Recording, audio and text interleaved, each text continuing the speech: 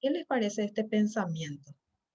Muchas veces nosotros entramos en pánico cuando sucede algo que no entendemos o que no sabemos de dónde vamos a empezar para poder solucionar. Entonces, lo más importante es, primero, mantener la calma, tratar de entender bien las cosas, tratar de descifrar bien en qué problema estamos para poder tomar la mejor decisión posible y, por supuesto, llegar a la mejor solución posible también. Bien, en las fechas precedentes, nosotros estuvimos compartiendo temas acerca de los impuestos que están dentro de la ley 6380/19. Hemos estudiado el IRE en sus tres categorías: el IRE general, el IRE simple, el IRE resimple. Así también estudiamos el impuesto a los dividendos y utilidades, el impuesto a la renta personal, el impuesto a los no residentes y, por supuesto, los impuestos al consumo, que son el impuesto al valor agregado y el impuesto selectivo al consumo. Hemos estudiado los hechos generadores, base imponible, las tasas, las exoneraciones de cada impuesto con sus respectivos casos prácticos para poder hallar el impuesto a pagar de cada tipo de contribuyente. Bien, el día de hoy, después de analizar los 6 impuestos mencionados, entonces vamos a continuar con un nuevo tema. Y el nuevo tema que les presento. El nuevo tema es cuantificación de las sanciones tributarias. Cuantificación de las sanciones tributarias. Vamos a ver a qué se refiere eso, ¿verdad? Bien, entonces, como objetivos, nosotros tenemos que, al finalizar esta unidad, los participantes serán capaces de. Tenemos, como siempre, nuestro objetivo de destreza, nuestro saber hacer.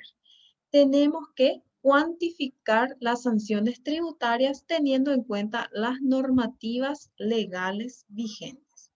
Para eso nosotros vamos a tener que estudiar la ley 125/91. En uno de sus capítulos habla exclusivamente sobre las infracciones y sanciones fiscales. Entonces, para poder saber cómo se aplica. Objetivo de conocimiento. Tenemos para nuestro saber, tenemos que explicar los tipos de infracciones y sus respectivas sanciones previstas, ¿sí? Porque vamos a encontrar de que hay varios tipos de sanciones, de infracciones tributarias que puede cometer el contribuyente y de acuerdo a cada tipo de infracción vamos a encontrar las sanciones, ¿sí? Entonces, eso nosotros tenemos que conocer. Y por último, para nuestro saber ser, tenemos nuestro objetivo actitudinal. En el objetivo actitudinal nos dice asumir la responsabilidad del cumplimiento de las obligaciones tributarias en tiempo y forma. Dice, para nuestro saber ser. ¿Por qué? Porque una vez que nosotros ya comprendimos cuáles son esas infracciones tributarias y cuáles son las sanciones, entonces ya podemos tomar más conciencia acerca de la responsabilidad que debemos tener para realizar o para cumplir nuestras obligaciones tributarias nosotros mismos y también como trabajadores dentro del ámbito contable y tributario para poder tener en cuenta eso con los contribuyentes con quienes trabajamos. Tenemos un plan de actuación. ¿Cuáles son los temas y subtemas que nosotros estaríamos tratando el día de la fecha? Vamos a conocer las infracciones tributarias, su concepto, los tipos de infracción tributaria también vamos a conocer, ya les adelanto que son 4, las sanciones para los tipos de infracción también. Vamos a tener una práctica. Vamos a hacer un ejemplo de cómo cuantificar la sanción tributaria de acuerdo a la infracción del contribuyente. Luego, yo les voy a compartir a ustedes en el Classroom un cuestionario virtual que van a completar. Se va a tratar de selección múltiple y PAREA, de manera que podamos medir un poco los conocimientos profesionales posterior a la explicación de este tema. Y por último, también les voy a dejar una tarea que se trata de casos prácticos de 7 contribuyentes que están en infracción y ustedes estarían hallando las sanciones tributarias de acuerdo al tema explicado el día de hoy. Bien, nuestro tema de hoy, cuantificación de las sanciones tributarias. ¿A qué nos lleva esta imagen que estamos observando? Tenemos por un lado el martillo, como le llamamos nosotros normalmente, golpeando dinero. ¿Por qué es esto? Porque cuando un contribuyente comete infracciones fiscales, o también se le puede llamar infracciones tributarias, ¿qué es lo que sucede? No hay una pena privativa de libertad, por ejemplo, para ese contribuyente. No. Directamente es una sanción pecuniaria, ¿sí? Una sanción pecuniaria. Por eso es que vemos ahí la imagen del billete, ¿verdad? Entonces, para tener en cuenta, el contribuyente que falla, ya sea en la presentación de sus declaraciones juradas o en el pago de sus impuestos, va a recibir una sanción, pero va a ser una sanción pecuniaria, en dinero. ¿Qué son las infracciones fiscales? Dentro de la ley 125/91 define a las infracciones fiscales y nos dice que son cualquier tipo de maniobra realizada por algún contribuyente con la intención de disminuir o de no pagar sus impuestos. La ley establece castigos y o sanciones para cada tipo de infracción. O sea que infracciones fiscales no solamente va a significar el hecho de no pagar a tiempo un impuesto, por ejemplo, ¿verdad? Sino que también incluye alguna maniobra que el contribuyente esté realizando para evadir el pago del impuesto. Luego, ¿cuáles son las infracciones fiscales? ¿Cuáles son esas infracciones fiscales? Tenemos esas infracciones fiscales especificadas dentro de la ley 125/91 en el artículo 170. En realidad, a partir del artículo 170 ya empieza a citar cuáles son las infracciones fiscales.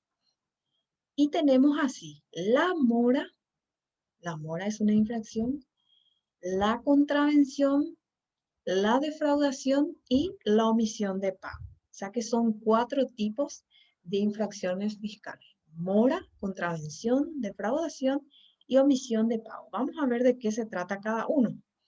¿Qué es la mora? La mora lo define en el artículo 171 de la ley 125/91.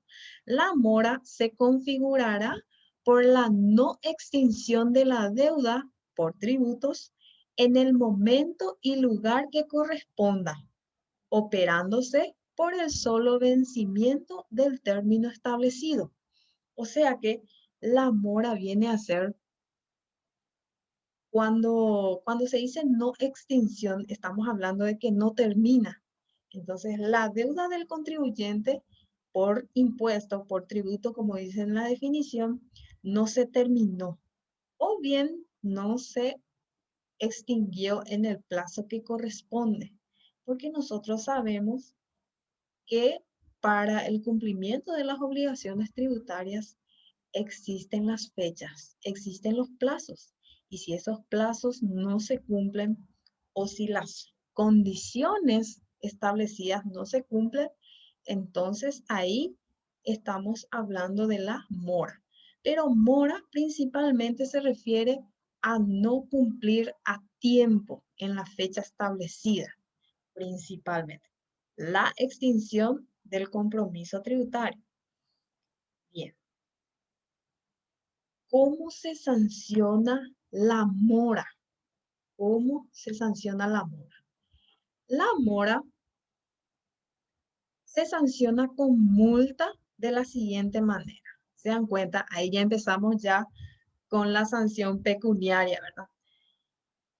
De acuerdo al plazo de tiempo que se tardó el contribuyente en realizar el pago o en realizar una declaración jurada, se tiene previsto una escala de tasas de mora que debe pagar el contribuyente sobre el impuesto determinado. Entonces tenemos el 4% de mora o de multa por mora si es que su atraso no supera un mes, o sea que hasta un mes, 4% sobre el impuesto liquidado, ¿verdad? Luego, 6% si es que no supera 2 meses de atraso. 8% si no pasan los 3 meses de atraso. 10% si no supera 4 meses de atraso. 12% si no supera 5 meses de atraso. Y 14% si supera 5 meses y más.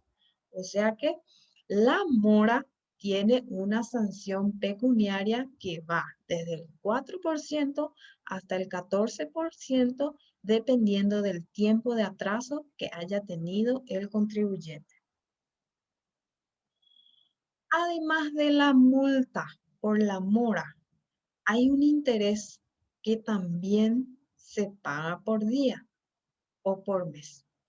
Por eso, cuando un contribuyente cae en mora, aparte de calcular esa multa que van desde el 4 hasta el 14%, también se tiene que calcular el interés por cada día de atraso. Eso es aparte.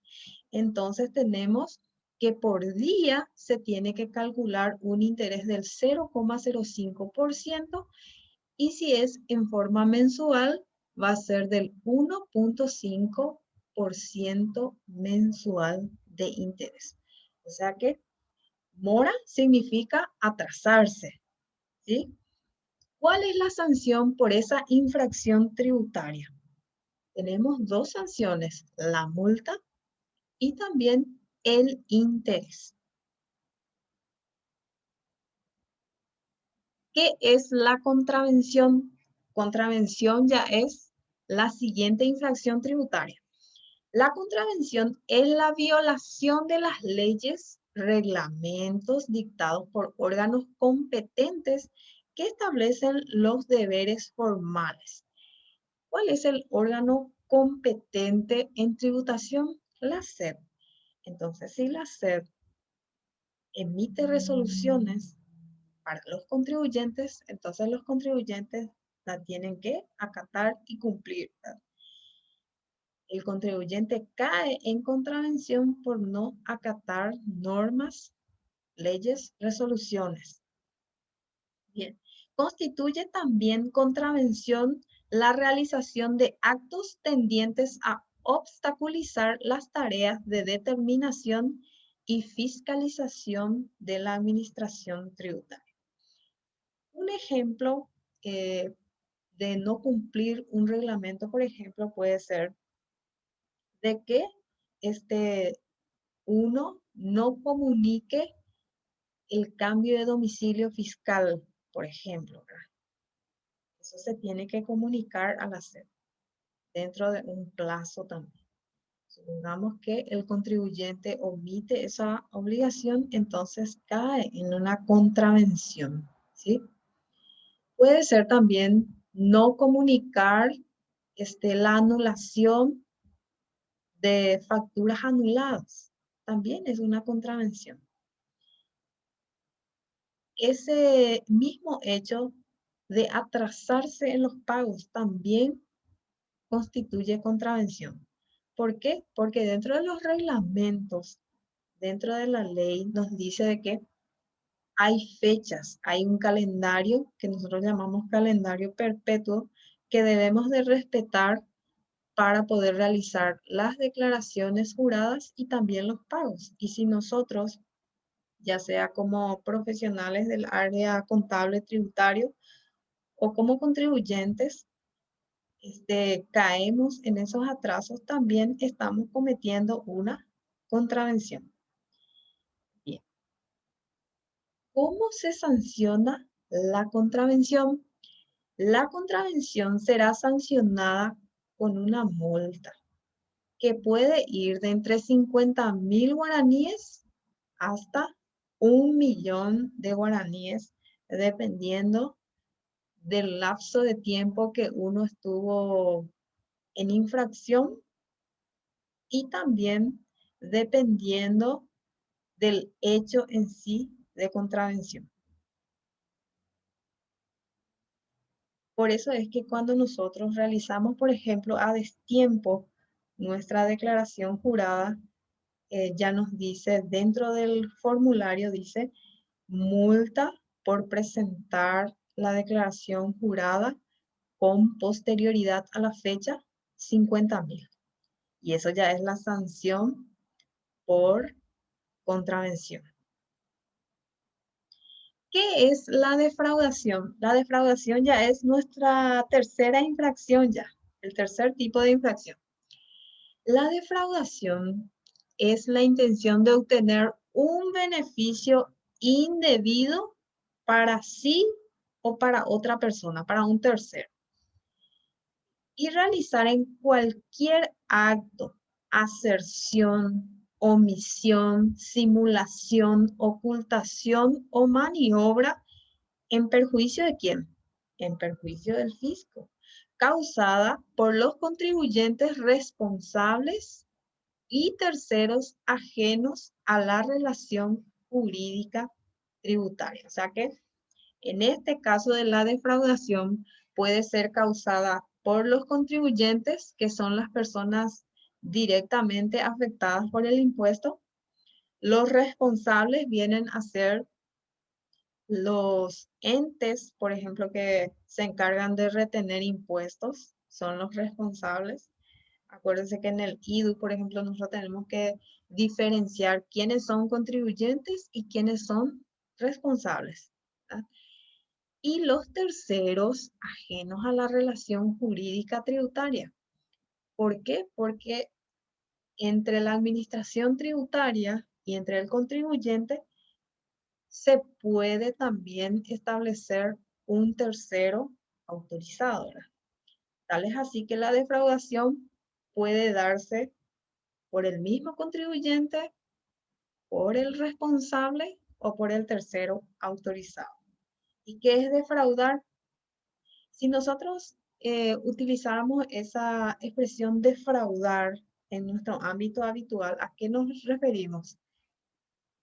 A fallarle a alguien, a no responder adecuadamente a la confianza que se nos da, traicionar, ¿verdad?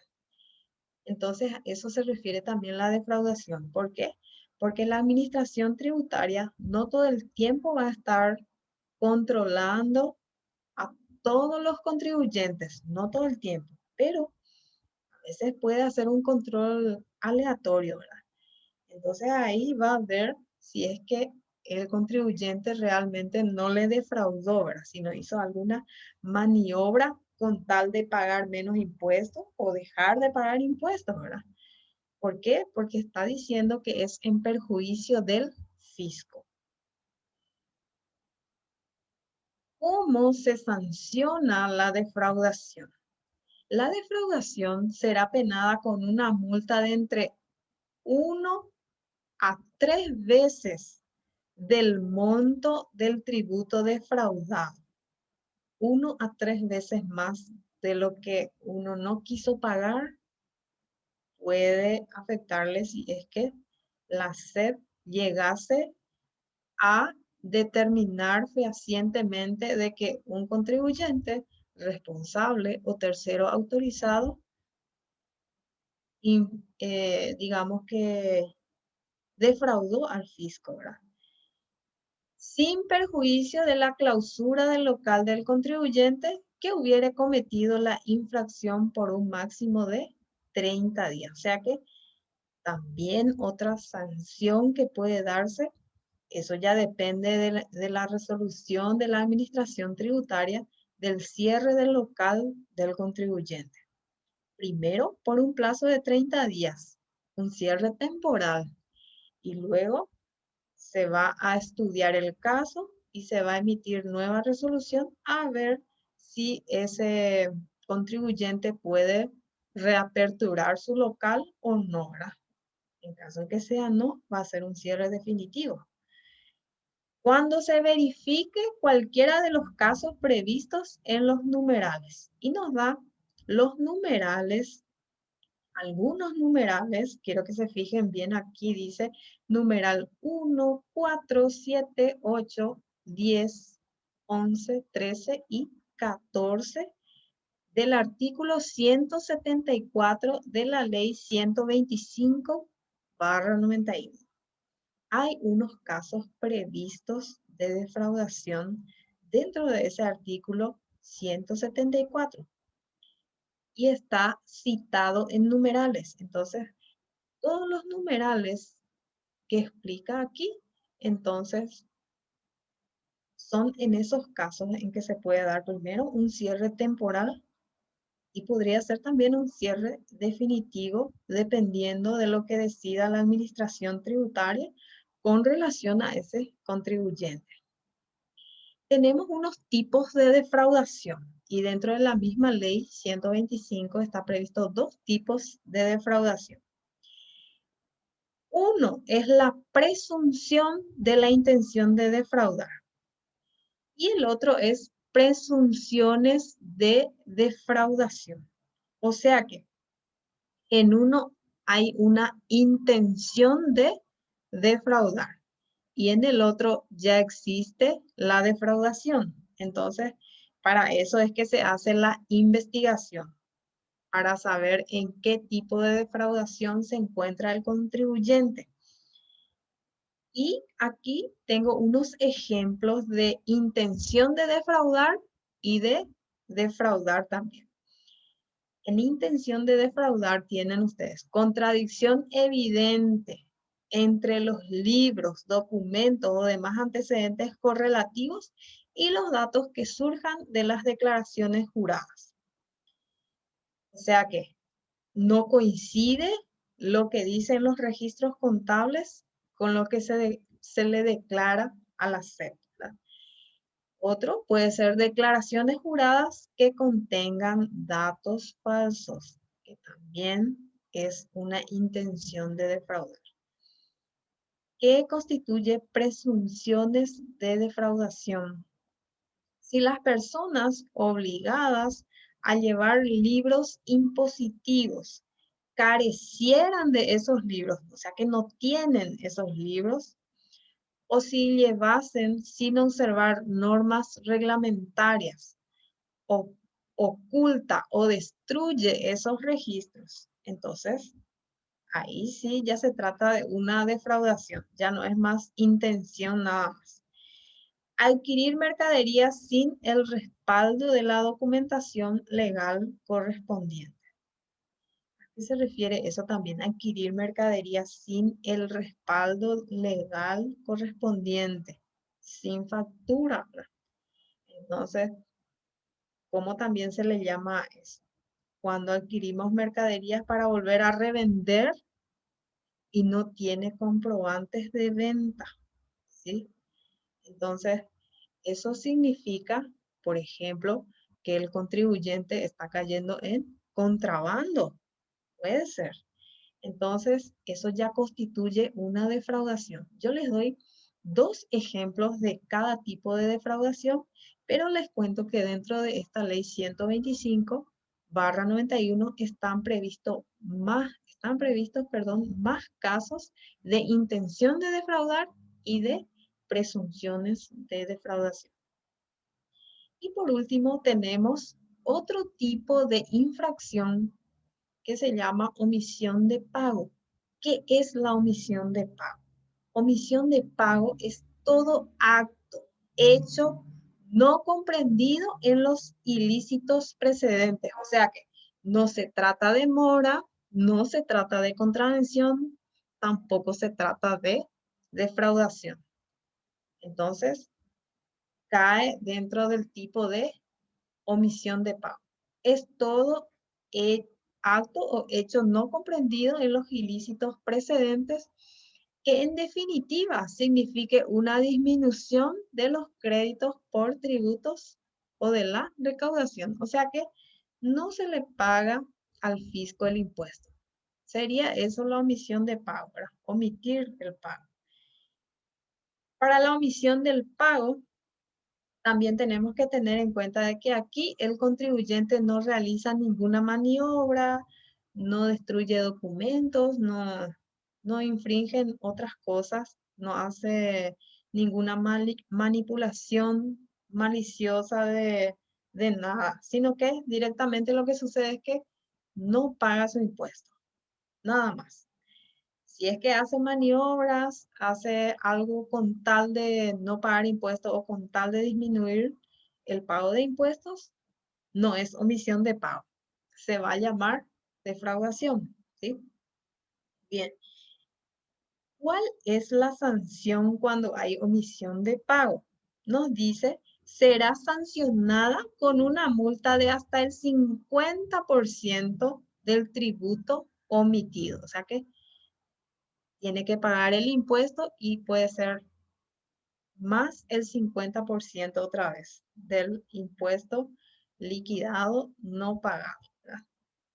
Pero eso lo define la administración tributaria. Y tenemos un ejemplo de un caso de contribuyente que puede caer en infracción. Y nos dice este ejemplo. La señora Fátima Sánchez con RUT número 4.777.633-8. Atención con el número de RUT porque la terminación del RUT determina la fecha de vencimiento para las declaraciones juradas y pagos. La señora Fátima Sánchez es contribuyente del IRP. Necesita saber el total que debe pagar al fisco, sabiendo que luego de totalizar sus ingresos y egresos del año 2020, obtiene un impuesto a pagar de guaraníes 8.174.852 guaraníes. La misma realizará la declaración en el formulario y posteriormente generará su boleta de pago en fecha 13 de junio de 2021. Haya el importe total de la boleta de pago de esta contribuyente, ¿verdad? Bien, nosotros sabemos de que por la terminación del RUT de Fátima Sánchez, nos damos cuenta de que su fecha de vencimiento sería el día 13, por calendario perpetuo que nosotros ya habíamos estudiado. Entonces, sería el día 13. Entonces, dentro del ejercicio nos dice de que Fátima ya sabe el monto total de impuesto que tiene que pagar porque ya hizo su libro en el Aranduca. Entonces ya sabe su total de ingresos, su total de egresos, pero todavía no realizó la declaración jurada.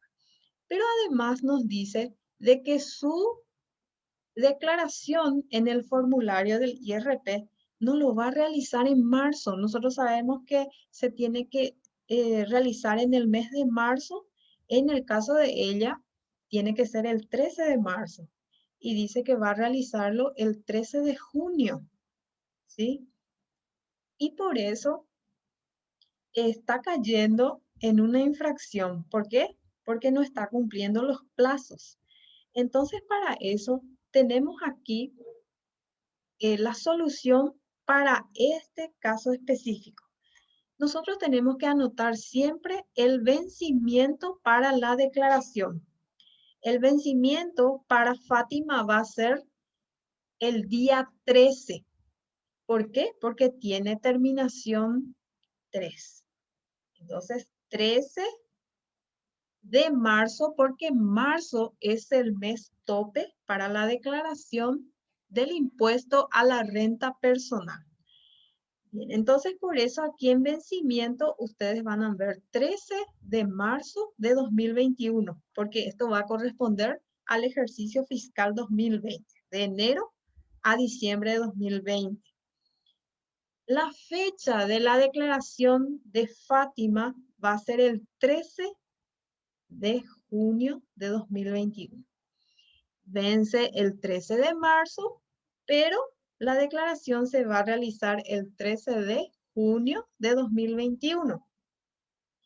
Entonces, nosotros ahí tenemos que definir cuánto tiempo de atraso tendrá Fátima, y tendrá 3 meses de atraso. ¿Por qué? Porque ella debía declarar en marzo, ¿verdad? Pero se va a tardar.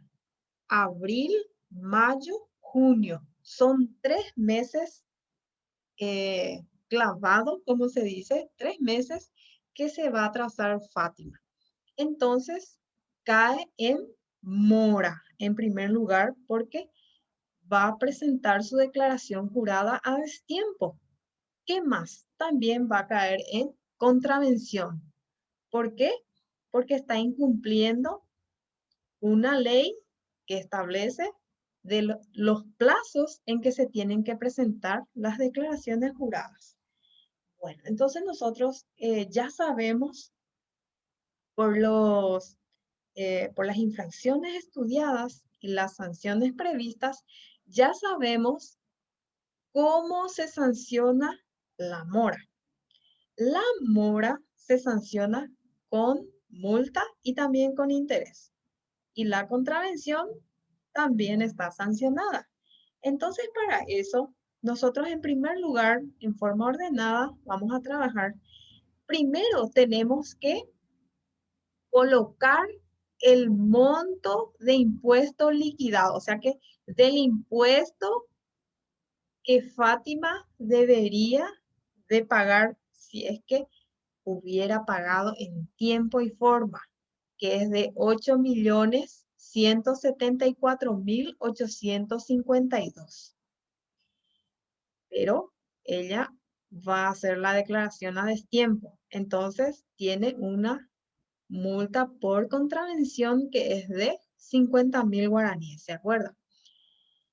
Y esa contravención, yo les decía que directamente cuando uno ingresa dentro del formulario, cuando va a hacer la declaración directamente en forma automática, el formulario ya le dice multa por presentar la declaración jurada con posterioridad a la fecha, 50.000 guaraníes. Entonces, eso ya el formulario lo calcula también automáticamente. Luego, Fátima cayó también en mora. Para calcular la mora, ¿se acuerdan que teníamos una escala de porcentajes de acuerdo al tiempo en que se atrasa la persona? En este caso, esa escala iba desde el 4% hasta el 14%. 4% si no supera un mes, 6% si no supera 2 meses, 8% si no supera 3 meses. Y aquí está el caso de Fátima, que se va a atrasar 3 meses, ¿verdad? Entonces, ese 8% es lo que va a tener que calcular Fátima sobre el impuesto liquidado, aclarando, ¿verdad?, de que todo es sobre el impuesto que ella hubiera pagado. Entonces, tenemos en cuenta 8.174.852 por 8% de multa por mora. Y haciendo ese cálculo, esa multiplicación, entonces obtenemos 653.988 guaraníes. Bien, y se acuerdan ustedes que cuando hay mora, también decía, además de la multa, se tiene que pagar interés por mora. Entonces, 0,5% por día Y si es mensual, 1.5% mensual. En este caso, Fátima se atrasó 3 meses. Por lo tanto, corresponde ese 1.5% mensual. Nosotros tenemos que hallarlo por 3 meses. Entonces hacemos en primer lugar este cálculo que está aquí, 1.5 por 3, ¿sí? Por 3. Yo no le puse el por ciento aquí, porque si ustedes utilizan la calculadora y hacen 1.5% por 3, no les va a salir el resultado adecuado. Entonces, primero vamos a multiplicar 1.5 por 3, ¿sí? Porque necesitamos solamente totalizar el interés por los 3 meses, ¿sí? Y eso nos da un resultado de 4.5. Y ahí recién yo le agregué el símbolo de porcentaje, ¿sí? Para que a ustedes no les confunda. Y luego ese 4.5% nosotros lo debemos multiplicar por el impuesto liquidado, que vuelve a ser 8.174.852 por 4.5%. Si ustedes hacen en la calculadora, ponen 8.174.852 por 4.5 shift es igual, ¿sí? Si es que trabajan con la calculadora. Entonces, eso nos da un resultado de 367.868 guaraníes. Entonces, Fátima cae en mora. Y la mora tiene multa que va desde el 4 hasta el 14%, ya lo hallamos. Tiene también interés por día, también lo hallamos. Y también paga la contravención. Una vez que nosotros hayamos calculado todos esos recargos, porque son recargos sobre el impuesto, tenemos que sumarle al impuesto liquidado. O sea que este 8 millones que hubiera pagado Fátima, este solito, ¿verdad? Entonces ahora va a tener que pagar más cuando realice la declaración y pago de su impuesto, va a tener que pagar más por no realizarlo en tiempo y forma. Y para eso, ¿qué hacemos? Vamos a totalizar, vamos a sumar el impuesto liquidado, la contravención, vamos a sumarle también el interés, vamos a sumarle, disculpen un ratito, vamos a sumarle el interés y la totalidad de eso es lo que constituye el total de la boleta de pago. O sea que en vez de que Fátima pague nada más 8.174.852, ¿qué va a pasar? De que este impuesto a pagar, por eso dice total boleta de pago, va a ser de 9.246.709 guaraníes. Imagínense la diferencia. Entonces, por ese motivo es que es muy importante nuestro objetivo actitudinal de asumir la responsabilidad del cumplimiento de las obligaciones tributarias en tiempo y forma. Entonces, este es un ejemplo, sería como una práctica ejemplificada. Y después yo les voy a dejar a ustedes una tarea en donde van a tener este tipo de casos. No solamente van a ser contribuyentes del IRP, pueden ser contribuyentes del IRE, del impuesto a los no residentes, IVA también. Entonces, de acuerdo a la situación, de acuerdo a la infracción que cae el contribuyente, ustedes deben comparar, por ejemplo, cuánto tiempo de atraso tiene que pagar contravención sí o sí, ¿verdad? Y todo va a ser este tipo de ejercicios. Van a tener 7 ejercicios más para desarrollar en sus cuadernos y luego ustedes van a hacer un archivo PDF con la ayuda de la aplicación CanScanner para poder depositarlo en la sección de la tarea 34, ejercicios sobre cuantificación de las sanciones tributarias. Bien, de acuerdo al tema que hemos estudiado hoy, ¿qué aprendimos hoy? ¿Qué aprendieron ustedes hoy? Algo importante que se les haya quedado en la mente. De mi parte, quiero compartir con ustedes un principio que formé de acuerdo al tema que hemos compartido hoy. Cumplir a tiempo y en forma con los compromisos es sinónimo de responsabilidad. ¿Qué les parece este principio? Y ustedes, yo sé que tienen más principios que tal vez van a compartir después para saber un poco qué aprendimos hoy. Alguna idea importante que ya no se me va a borrar de la mente, ¿verdad? Este principio que yo comparto con ustedes, cumplir a tiempo y en forma con los compromisos es sinónimo de responsabilidad. ¿Cómo lo podemos aplicar en nuestra vida cotidiana? Y tienen ustedes un ejemplo de aplicación, por ejemplo, dice ahí, en la familia, en el trabajo, en el estudio. Ustedes pueden agregar otros ámbitos también de acuerdo a, a la realidad de cada uno. En esos ámbitos, nosotros tenemos roles que cumplir cada uno y debemos asumir con responsabilidad las labores que nos corresponden llevar a cabo en el día a día. Así nos evitamos problemas innecesarios. Y ustedes pueden inclusive crear sus propios principios y luego decir dónde, en qué ámbito les va a servir ese principio que ustedes mismos crearon. Bien, como ya les había dicho, van a tener un cuestionario